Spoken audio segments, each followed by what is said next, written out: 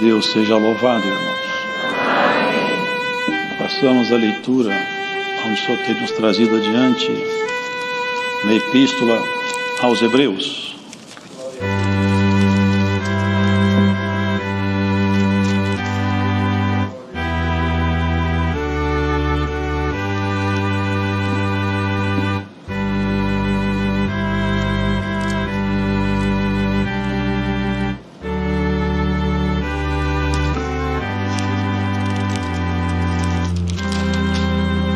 Capítulo 1.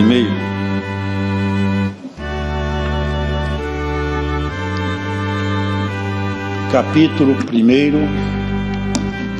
da Epístola aos Hebreus.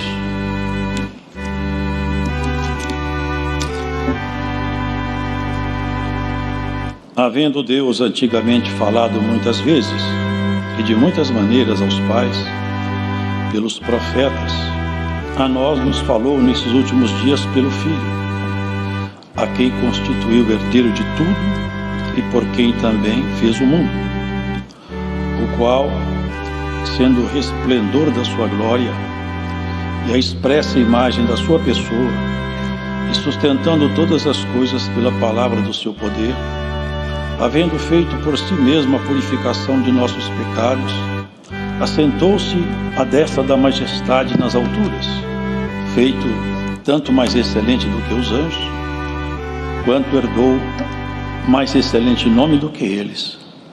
Porque a qual dos anjos disse jamais: Tu és meu filho, hoje te gerei. E outra vez: Eu lhe serei por pai, e ele me será por filho. E quando outra vez introduz no mundo o primogênito, diz: E todos os anjos de Deus o adorem.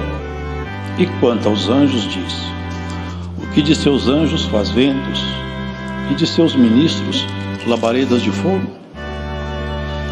Mas do Filho diz: Ó Deus, o teu trono subsiste pelos séculos dos séculos, cetro de equidade é o cetro do teu reino. Amaste a justiça e aborreceste a iniquidade. Por isso Deus, o teu Deus, te ungiu com óleo de alegria mais do que teus companheiros. E tu, Senhor, no princípio fundaste a terra, e os céus são obra de tuas mãos. Eles perecerão, mas tu permanecerás, e todos eles como roupa envelhecerão, e como mantos enrolarás, e como um vestido se mudarão, mas tu és o mesmo, e os teus anos não acabarão. E a qual dos anjos disse jamais: Assenta-te à minha destra, até que ponha os teus inimigos por escabelo de teus pés? Não são porventura todos eles espíritos ministradores, enviados para servir a favor daqueles que hão de herdar a salvação? Amém.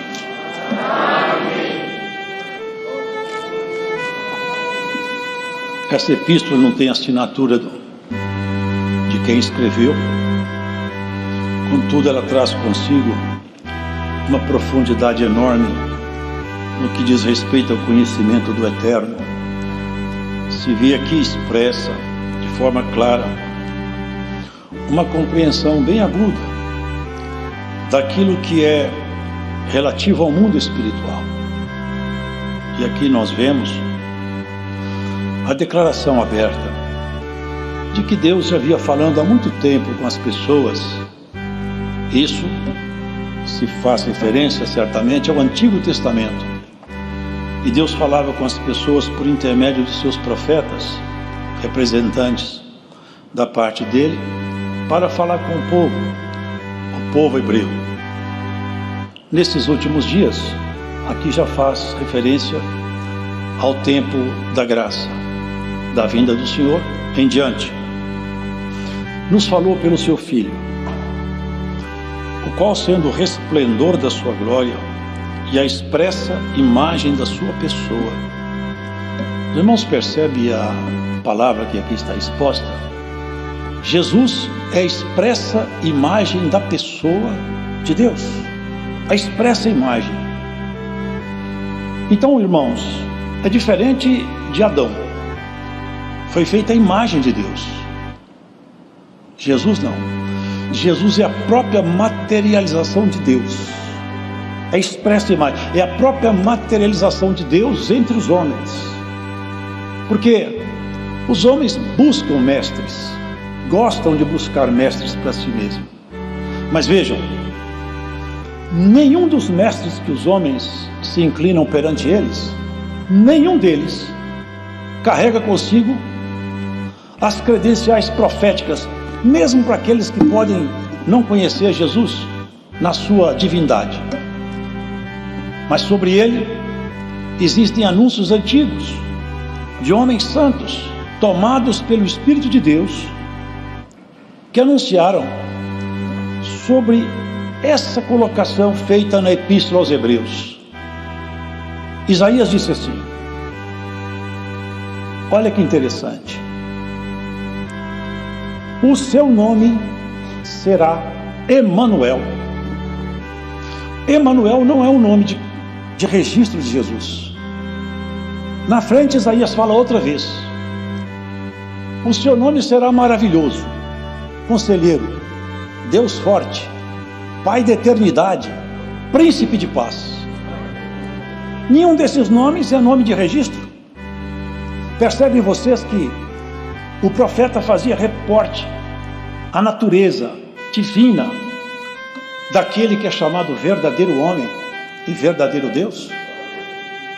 Anunciava clara e evidentemente que um dia Deus ia tomar carne, ia tomar assento entre os homens. Para quê? Porque aí nós temos que entender, irmãos, na realidade, e aqueles que porventura assistem esse culto e não são domésticos na fé, meditem nisso aí. Nós somos feitos à imagem de Deus, à sua semelhança fomos criados. Agora, a imagem de Deus em nós não é a nossa expressão facial, nem nossa compleição física. Por quê? Adão foi criado por Deus, mas existem duas naturezas na criação. A primeira é que Adão foi tomado da terra, mas dentro daquele corpo, para que o espírito de Adão pudesse se relacionar com o mundo físico, era necessário que ele tivesse um ponto de contato com o mundo natural. Então ele recebeu um corpo. O corpo sem o espírito está morto. Mas quando o espírito entrou no corpo, aquele primeiro Adão, ele refletia a imagem, mas não era o resplendor da glória, era a imagem.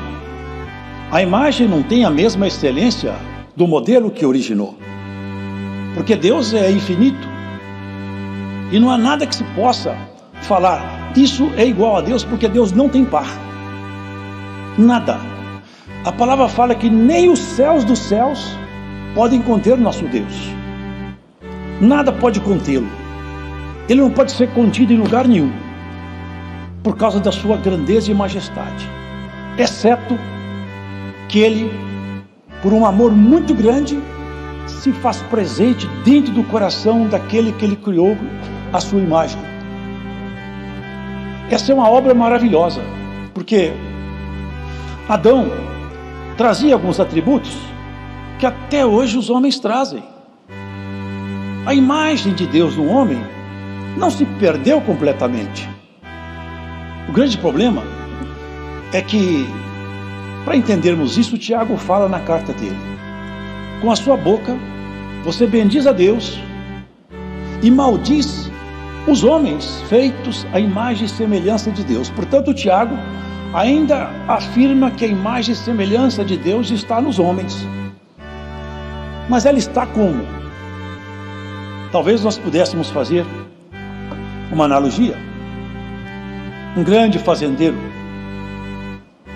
um proprietário poderoso, que tivesse um filho muito parecido com ele, fosse a sua imagem, e esse menino, semelhantemente à parábola do filho pródigo, ele saiu de casa e foi-se embora e se perdeu na sua aventura, comia bolotas de porco, que na verdade são uma espécie de vagem de sabor grosseiro que os porcos comiam.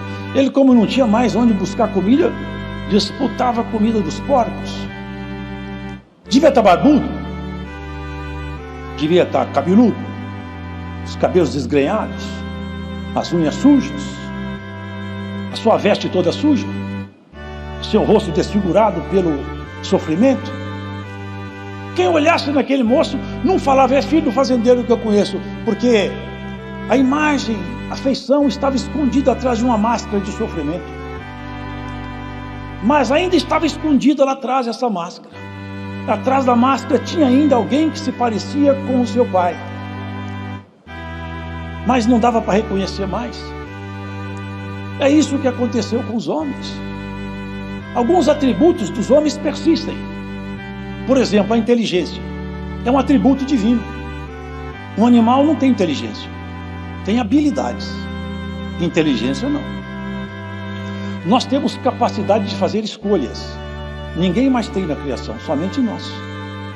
Nós sabemos pesar o sentimento de justiça em nosso coração. Nós sabemos aquilatar sentimentos. Animal tem afeto, tem. Mas o sentimento que está em nós de amor, de reconhecimento, não tem no mundo animal. Afeto sim, até a gratidão animal existe, mas a gratidão inteligente é superior à gratidão animal. Então os homens carregam com eles esses tributos ainda. Algumas pessoas não têm vida espiritual, são pessoas naturais. No entanto, se observa nele algumas coisas excelentes, porque Paulo falou: quando os gentios praticam as obras da lei, não tendo eles lei, para si mesmos são lei, e confessam a lei gravada em seus corações, quer acusando-os, quer defendendo-os.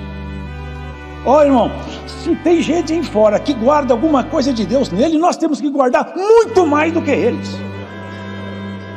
Nós temos que sair para a disputa para ser cada vez mais representante legítimo de uma imagem restaurada.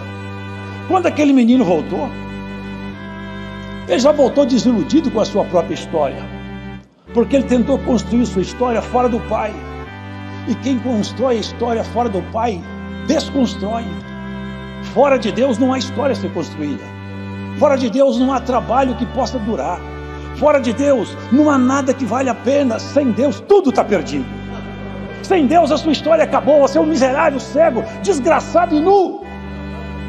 Mas se Deus te amparar nos braços, você é a pessoa feliz, reencontrada. Aquele menino voltou.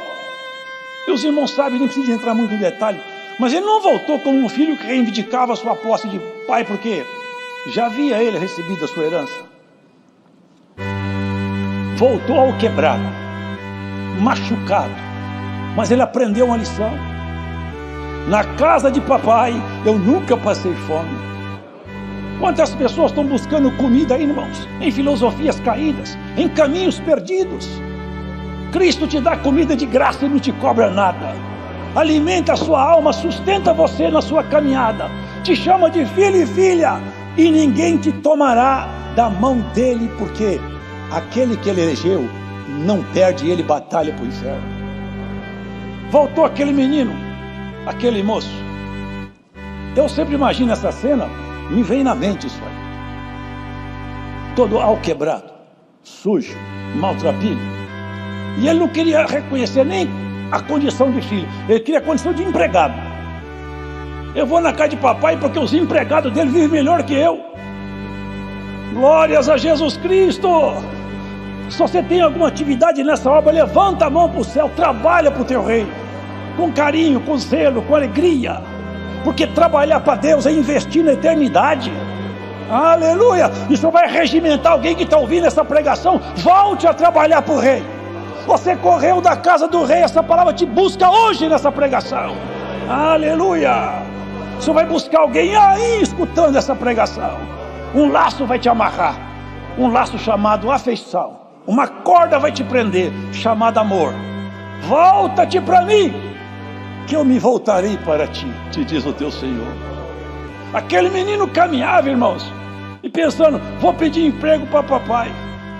Basta de sofrer, estou cansado de chorar. Estou cansado de passar fome e vergonha. Eles falaram, seu menino está voltando.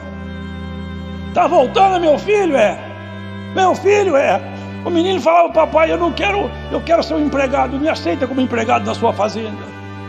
O papai falava, eu quero meu filho de volta. Estou com saudade do meu filho.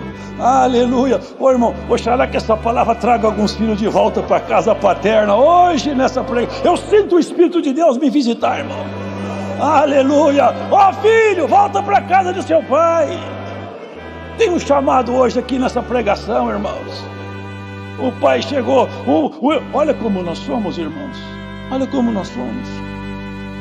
Olha como é a nossa natureza.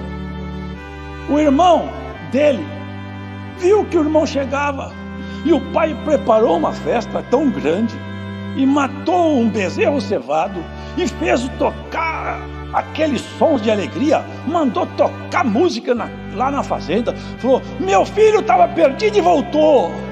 Ele morreu, mas agora ele voltou a viver. É isso que aconteceu conosco, com a humanidade, irmão. Todos perdidos, e Jesus veio estampar em nós a imagem que estava ofuscada, desgrenhados cabelos, barbudo, sujo, cheirando mal, com as unhas pretas, as vestes rasgadas. É isso que ele fez. O resplendor dele, projetado em nós, restaura nossas vestes.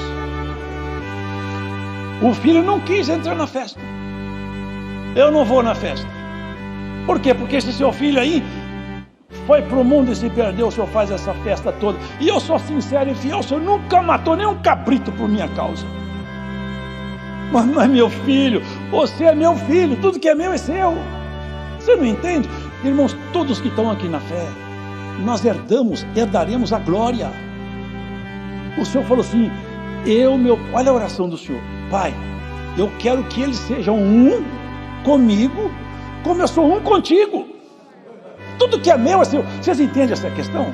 Nós fomos feitos herdeiros de toda a glória de Deus. Não é uma pequena herança. A glória de Deus passou a ser da igreja. Cristo, com o Novo Testamento, ele marcou nos cartórios dos tribunais eternos um direito irrevogável de herança. Por isso que aqui na terra, às vezes te falta uma coisa, falta outra, e tem muitos que estão aí para o mundo, volta falando em língua, tendo uma virtude tão grande. Eu estou aqui todo o tempo, não tenho, ele chegou agora, está cheio de virtude. É o filho que voltou para a casa do pai. O pai está contente, o pai está chorando de alegria, e você não quer entrar na festa. Aleluia. Meu filho, o menino preparou o discurso. Papai, me dá um emprego, isso que ele ia falar. Filho, pulou no pescoço dele, beijou, abraçou ele, chorava. Volta para casa, meu filho, desde que você saiu daqui eu estou com saudade. A imagem restaurada, irmãos. O resplendor de Cristo é isso. Ele está restaurando a humanidade. Nós temos que aprender esse caminho da reconciliação.